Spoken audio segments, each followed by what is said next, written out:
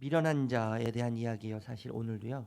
26장은 계속 미련한 자를 이야기하죠. 어제 여러분 우리가 살펴봤지만 미련한 자와 게으른 자에 대한 이야기였죠. 그런데 공통점이 있어요, 여러분. 미련한 자와 게으른 자의 공통점 뭐였죠? 스스로 지혜롭게 여기는 거예요. 스스로 지혜롭게 여긴다는 말은 자신이 가장 지혜롭고 현명하다고 생각하는 거죠. 착각하는 거예요. 자신이 최고인 줄 알아요. 늘 자신이 기준이 되고 판단자가 되죠. 자신이 옳아요. 그래서 여러분 그 누구도 보이지 않아요. 그 어떤 누구의 말도 들리지 않죠. 하나님이 보이지 않고 하나님의 일하심이 보이지 않아요. 하나님의 말씀도 전혀 들리지 않죠. 그러니까 자신밖에 안 보이는 거예요. 오로지 자신. 굉장히 독선적이죠. 자기중심적인 사람이에요. 자기 자신만이 최고죠. 그런데 여러분 이 미련한 자의 가장 치명적인 오류는 뭐냐면 나만 나를 모른다는 거죠. 다른 사람은 내가 어떤 사람인지 사실 너무나 잘 알아요. 얼마나 독선적이고 얼마나 이기적이고 얼마나 형편없는 사람인지 얼마나 무지한 사람인지 다른 사람은 다 알아요. 그런데 정작 자기 자신만 모르죠. 이게 굉장히 치명적인 거 아니에요? 그래서 자기도 죽이고 다른 사람도 죽이는 자가 진짜 미련한 사람 아니겠어요? 미련한 자와 또 게으른 자의 공통점이 이 자기 자신을 스스로 지혜롭다고 이야기하는 데 있는 거예요. 이런 관점에서 보면 여러분 지혜로운 자와 미련한 자는 사실 친구예요. 친구. 똑같은 거죠. 어제 말씀을 보면 참 재미있는 표현이 있죠. 길에 사자가 있다. 거리에 사자가 있다. 그래서 일하지 않죠. 늘 게으른 자는요. 미련한 자는 변명거리를 찾아요. 늘 핑계거리를 찾죠. 자기 합리화에 늘 빠져 있어요. 문짝이 돌저기를 따라서 도는 것 같이 게으른 자는 침상에서 도느니라. 사실 여러분 게으른 자에게 침상에서 도는 것만큼 가장 부지런한 건 없는 거예요. 침상에서 돈다는 거 이게 아무것도 아니잖아요, 사실. 근데 게으른 자에게는 침상에서 도는 것조차도 위대한 일이죠. 그만큼 게으르다는 거예요. 그리고 또 어떤 표현이 있어요? 그릇에 손을 넣어요. 손을 넣고 음식을 집는데 뭐예요? 입으로 가져가지 않죠. 사실 게으른 자의 입장에서 보면요. 손을 음식 그릇에 넣은 이 행위는 굉장히 위대한 일이에요. 그만큼 게으르다는 거죠. 게으른 자는 미련한 자는 모든 것이 다 게으르지 않아요. 사실 늦지 않아요. 움직이지 않는 것이 아니죠. 게으른 자의 가장 특징은 입이 가장 빠른 거예요. 입만 살아있는 거예요. 미련한 자의 특징이고 게으른 자의 특징이죠. 그래서 오늘 말씀도 사실 그 이야기를 하는 거거든요. 어제 말씀은 사실 미련한 자의 미련한 생각에 대한 이야기를 했고요. 그리고 미련한 자의 미련한 행동에 대한 이야기를 한 거예요. 그리고 미련한 자의 미련한 습관, 게으름 그것을 어제 본문에서 이야기한 거거든요. 여러분 그런 얘기 많이 들어보셨을 거예요. 생각이 행동에 영향을 주고 행동이 습관에 영향을 준다. 들어보셨어요? 네, 그렇죠. 그리고 습관이 결국 고착화가 돼요. 고착되어서 그 사람의 인격이 되고 그 사람 자체가 되고 전부가 되는 것이죠. 미련한 자는 사실 미련한 자에게 이 말씀이 그대로 적용될 수 있는 거죠. 오늘 말씀은 여러분 어제는 그 이야기를 했다면 오늘은 이제 이 미련함이 고착화된 사람이 어떤 말을 하고 어떤 행동을 하고 그 사람에게 어떤 결과가 일어나는가에 대한 이야기가 오늘 본문의 이야기예요. 미련한 사람이 어떤 말을 하는가 어떤 태도를 취하는가 그래서 결국엔 그 미련함의 결과가 무엇인가 그것을 좀 살펴보도록 할게요. 미련한 자가 어떤 말을 하는가 19절에서 21절 말씀 우리 함께 한번 읽어볼까요? 19절에서 21절 말씀이요. 같이 읽어볼게요. 시작. 자기의 이웃을 속이고 말하기를 내가 희롱하였노라 하는 자도 그러하니라. 나무가 다하면 불이 꺼지고 말쟁이가 없어지면 다툼이 쉬느니라. 숯불 위에 숯을 더하는 것과 타는 불에 나무를 더하는 것 같이 다툼을 좋아하는 자는 시비를 일으키니라. 늘 하는 말이요 다툼의 말을 해요. 시비의 말, 이간질하는 말을 하잖아요. 불화를 일으키고 싸움을 만들고 이간질시키죠. 사실 여러분 불화를 일으키고 그리고 이간질하고 싸움을 만드는 그것의 가장 핵심적인 근본적인 내용을 보면 남을 깎아내리면서 은근슬쩍 뭐 하는 거예요? 자기 자신을 높이는 거예요. 굉장히 교만하죠. 굉장히 교묘해요. 남을 깎아내리는 듯 하면서 그리고 남을 때로는 추숙이고 높이는 것 같지만 결국엔 남을 짓밟으면서 자기 자신을 살짝 높이는 굉장히 교묘함이 이 미련한 사람 말 속에 사실 담겨져 있는 거죠. 이런 사람을 오늘 본문에서 뭐라고 얘기해요? 말쟁이라고 얘기해요. 말쟁이. 입만 살아 있는 거죠. 입만 살아 있어요. 그 물속에 빠지면 뭐라고 표현하죠? 입만 살아서 동동동 뜬다는 표현 우리가 하잖아요. 네. 게으른 자, 어제 살펴보았던 것처럼 입만 살아 있는 거죠. 다른 건 다 게을른데 입만 부지런해요. 늘 핑계거리를 찾고 늘 다툼의 말을 하고 시비의 말을 하는 것이죠. 여러분 굉장히 이게 매혹적이에요. 사실 남의 말하는 게 굉장히 유쾌하고 통쾌하고 상쾌하고요. 굉장히 이 마음이 막 가벼워지고 굉장히 기쁨이 있지 않아요? 표정들이 그런 경험이 없으신 것 같아요.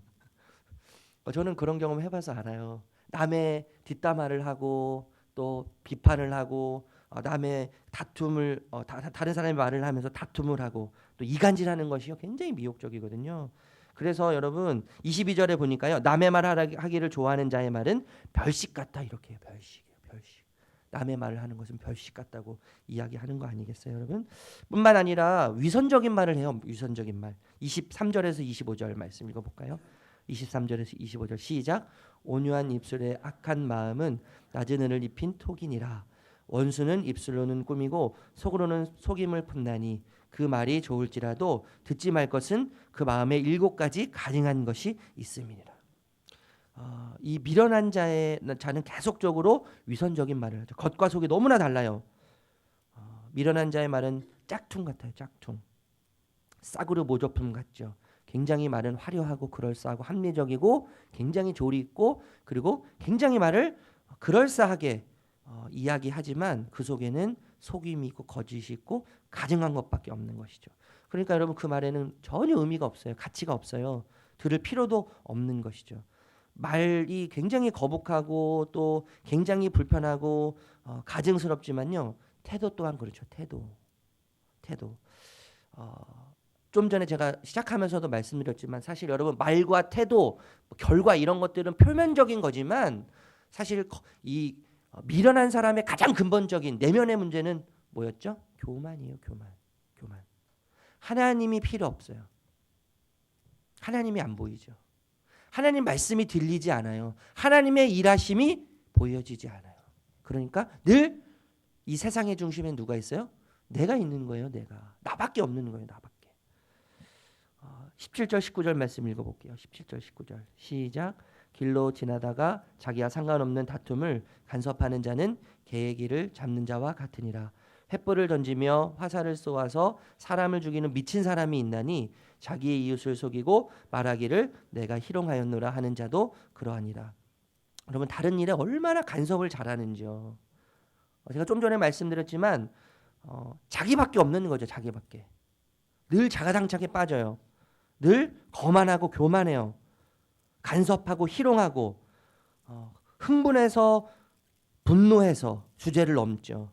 말이나 행동이 굉장히 건방져요. 아까도 말씀드렸지만요. 자기 자신은 몰라요. 그런데 남은 다 알죠. 자기 자신은 자기 자신을 몰라요. 희롱해요. 무시하고 조롱하고 함부로 대하죠. 이런 사람을 뭐라고 이야기해요? 미친 사람이라고 얘기하는 거예요. 제정신이 아닌 거예요. 비정상적인 거죠. 이러한 미련한 자의 결과 모습입니다. 17절에 보니까요. 개의 길을 잡는 자와 같다고 이야기해요. 이 개는 길들여지지 않는 개예요. 길들여지지 않는 개. 길들여지지 않는 야생의 길을 잡으면 여러분 어떻게 되겠어요? 뻔한 결과 아니에요? 뻔한 결과. 26절에서 28절에 보니까 패망, 그죠? 그리고 미움 이런 이야기를 계속 하는 거예요. 뻔한 결과가 이 미련한 자의 삶이라는 것을 우리에게 이야기하고 있죠. 오늘 여러분 미친 사람, 말쟁이, 남의 말을 하는 것을 좋아하고 함정을 파는 사람, 거짓말하는 사람 한마디로 뭐예요? 미련한 자예요.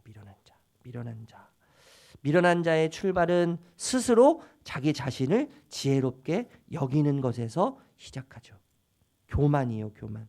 자신이 늘 현명하고 지혜롭고 자신이 최고인 줄 알고 자신보다 높은 사람이 없어요. 늘 자기 자신이 기준이 되어서 판단자가 되죠. 자신이 늘 옳아요. 그 어떤 누구도 보이지 않습니다. 그 어떤 누구의 말도 들리지 않아요. 하나님이 보이지 않죠. 하나님의 일하심이 보이지 않고 하나님의 말씀도 들리지 않아서 결국엔 자기 자신이 하나님이 되는 거죠. 미련한 자의 결국 모습이에요. 자기 자신이 하나님이 되는 거예요. 그러기에 여러분, 미련한 자는 하나님의 주권과 계획과 뜻과 일하심이란 개념이 전혀 없어요. 그래서 여러분, 게으를 수밖에 없죠. 오만방자하고 독선적이고 사람들을 무시하고 교만할 수밖에 없는 거예요. 반면에 여러분, 지혜로운 자는 어떤 자예요? 사실 여러분, 26장 미련한 사람의 모습을 통해서 무엇을 이야기하고 싶을까요? 저자는, 솔로몬은 무엇을 이야기하고 싶을까요? 이렇게 사는 자들이 미련한 자들인데, 사랑하는 아들아, 너는 미련한 자, 이처럼 미련한 자의 삶으로 살지 말고 이와 반대로 지혜로운 사람으로 살아라. 그것을 이야기하고 싶은 거죠. 그게 솔로몬이 이야기하고 싶은 그 마음의 핵심인 거죠, 사실은요. 그러면 여러분, 지혜로운 자가 어떤 자예요? 미련한 자의 핵심은 교만이죠. 자기 스스로 지혜롭게 여기는 교만에서 시작되는 것이 미련한 자인데, 지혜로운 자는요, 자기 자신을 반대로 생각하는 거죠. 스스로 지혜롭지 못하다고 여기는 거예요. 하나님의 하나님 되심을 인정하는 거죠. 나에게는 어떠한 가능성도 없고, 나에게는 어떤 희망도 없고, 나는 아무것도 할 수 없는 무능력한 존재인 것을 깨닫고, 하나님만 하나님 되심을, 하나님이 모든 것을 하실 수 있고, 하나님이 옳으시고 하나님이 맞으시고 하나님이 진리이시고 하나님만 하나님 되신다고 하는 믿음의 고백, 이 지혜로운 사람의 고백인 거죠. 하나님이 세상을 창조하시고, 여러분, 한 발 물러나서 가만히 계신 게 아니죠. 하나님은 세상을 창조하시고 이 세상을 어떻게 끌고 가세요? 하나님의 목적과 주권과 섭리에 따라서, 하나님의 계획에 따라서 그 계획을 이루기 위해서 하나님은 이 땅을 움직여 가시고 이 세상의 역사를 움직여 가시는 거예요. 이것을 믿는 것이 지혜로운 자죠. 여러분, 이런 관점에서 보면 우리의 삶도 뭐예요? 하나님의 모든 계획과 하나님의 주권과 하나님의 섭리 가운데 우리의 삶이 있어요. 놓여져 있어요. 그 길목에 있어요. 우리의 삶이 아무것도 아닌 게 아니에요. 하나님이 이 땅을 창조하신 다음에 창세기 1장 26절 28절에 보면 여러분 잘 아시잖아요. 그들로 바다의 물고기와 하늘의 새와 가축과 온 땅과 땅에 기는 모든 것을 다스리게 하자 하시고 다스리도록 하셨어요. 28절에 보니까요, 그들에게 이르시되 생육하고 번성하여 땅에 충만하라, 땅을 정복하라, 바다의 물고기와 하늘의 새와 땅에 움직이는 모든 생물을 다스리라, 이렇게 말씀하셨어요. 다스려라. 우리가요, 굳이 안 다스려도 하나님은 말씀으로 창조하신 이 모든 세상을 하나님의 뜻대로 움직이게 하시기에 충분하신 분이 하나님이시잖아요. 그런데 하나님은요, 우리에게 역할을 주시고 사명을 주시고 임무를 주셨어요. 그 임무와 사명과 그 역할을 우리가 함으로써 하나님께서 하실 일, 하나님의 계획과 섭리와 주권과 목적 가운데 하나님의 뜻을 이루시는 그 일에 우리의 작은 몸부림과 우리의 작은 몸짓과 우리가 보기에는 하찮은 일처럼 여겨지는 그 모든 행동들을 하나님의 뜻을 이루도록 하시는 그 일에 공헌하게 하셨어요. 기여하게 하셨어요. 사실 하나님은요, 우리의 어떠한 행동도, 우리의 어떤 섬김과 우리의 어떠한 수고도 필요 없으신 분이 하나님이시죠. 그런데 하나님은요, 정말 보잘것없어 보이는, 정말 보잘것없어 보이는, 아무것도 아닌 것처럼 하찮게 여겨지는 우리의 아주 작은 섬김과 봉사와 또 드림과 우리의 하찮은 행위를 통해서 하나님의 위대한 일에 동참하도록 하시는 거예요. 이것을 인정하는 자가 지혜로운 자죠. 그렇기 때문에 여러분, 게으를 수 있겠어요? 그렇기 때문에 우리에게 허락하시는 아주 한착해 보이는, 남들이 알아주지 않는 일, 남들이 기억하지 않는 일조차도 우리가 어떻게 대수롭지 않게 여기면서 가볍게 그것을 대하면서 그 일을 행할 수 있겠어요? 그리고 우리 주부들이 굉장히 힘들어하는 일 있잖아요. 빨래하고 정말 하찮은 일 같아요. 제가 봐도요. 개고 널고 보이지가 않더라고요. 제 아내를 보면요. 일하는 건데 보이지가 않는 일이 그 가사 일이에요. 그런데 여러분, 우리가 하찮게 여기고 아무것도 아닌 것처럼 여겨지는 그 일을 통해서 하나님은 뭐예요? 우리 가정을 통해서 이루실 하나님의 일을 이루시는 거죠. 우리의 작은 헌신, 아무것도 아닌 것처럼 여겨지는 우리의 하찮은 일들, 그것을 통해서 뭐예요? 우리 가정을 통해서 하나님이 이루시고자 하는 그 일을 이루시면서 나의 작은 몸부림을 거기에 동참케 하시는 거예요. 그리고 하나님의 뜻에 기여하게 하세요. 우리가 하나님의 동력자로 삼으시는 거 아니겠어요, 여러분? 얼마나 위대해요, 이 일이요. 이것을 인정한 하나님의 하나님 되심. 21세기 지금 몇 년이죠? 2016년 12월 22일 이 시간을 살아가고 있는 저와 여러분 가운데 하나님은 하나님의 뜻과 계획을 이루시기 위한 위대하고 원대한 하나님의 놀라운 계획이 있으신 거죠. 이 향남 땅, 여러분, 그 누군가는 시골이라고 이야기하고 그 누군가는 기억해주지 않는 이 땅에 우리가 살고 있지만 하나님은 이 땅을 향해서 살고 있는 우리들을 통해서, 우리 가정을 통해서, 우리가 속한 공동체를 통해서, 우리가 속해 있는, 우리가 관계하고 있는 모든 사람들을 통해서, 사람들 가운데 일하실 하나님의 계획을, 하나님의 뜻을 우리의 작은 헌신과 섬김과 몸부림을 통해서 이루어 가시는 것이죠. 이것을 인정하는 것이 하나님의 하나님 되심을 인정하는 거죠. 하나님 되심을 인정하는 거예요. 이것을 인정하는 자가 어떤 자예요? 지혜로운 자예요. 지혜로운 자. 이 세상에 한찮은 것이 하나도 없어요. 여러분, 아름다움은 하나님께로부터 온 모든 것은 다 아름답지 않습니까? 저는 아름다움은 그렇게 정의하고 싶어요. 아름답다고 말할 수 있는 것은요, 하나님께 오는 모든 것은 다 아름다운 거예요. 내가 좀 불편하고 내 생각엔 좀 아닌 것 같고요. 내 생각과 좀 다르고 내 계획과 좀 다르다 할지라도요. 여러분, 참새 한 마리도 하나님의 허락 없이는 떨어지지 않는 게 이 세상이에요.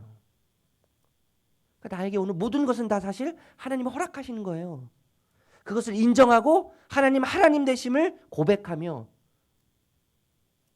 그 속에서 하나님의 뜻과 하나님의 계획과 하나님의 일하심, 하나님의 하나님 되심을 찾는 그 자가 지혜로운 자죠.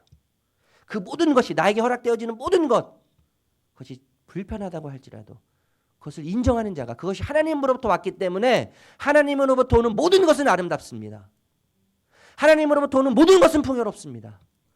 하나님께로부터 오는 모든 것은 하나님의 계획과 하나님의 뜻과 하나님의 마음이 그 속에 담겨져 있습니다. 그것을 인정하는 것, 그것을 받아들이는 것. 그래서 그 속에서 하나님의 일하심, 하나님의 하나님 되심을 찾으려고 몸부림치는 우리의 삶이 지혜로운 자의 삶이 되는 것이죠. 여러분, 솔로몬은 이 미련한 자를 통해서 지혜로운 자가 어떤 삶을 살아갈 것인가에 대한 이야기를 우리들에게 하고 있어요. 미련한 자는 스스로 지혜롭다고 여깁니다. 자신이 최고인 줄 알아요. 자신이 옳은 줄 알아요. 그런데 여러분, 진짜 미련한 자는요, 자기 자신을 몰라요. 자기 자신을 몰라요. 다른 사람은 다 알아도 자기 자신을 아는데 자기 자신을 몰라요. 미련한 자는요. 여러분, 날마다 주님을 통해서, 십자가를 통해서 나를 보고 내가 어떤 존재를 깨닫고 하나님이 하나님 되심을 고백하면서 여러분, 지혜로운 자의 삶, 지혜로운 자의 삶, 그런 삶을 살아갈 수 있는 저와 여러분 되시기를 주님의 이름으로 축복합니다. 기도하겠습니다.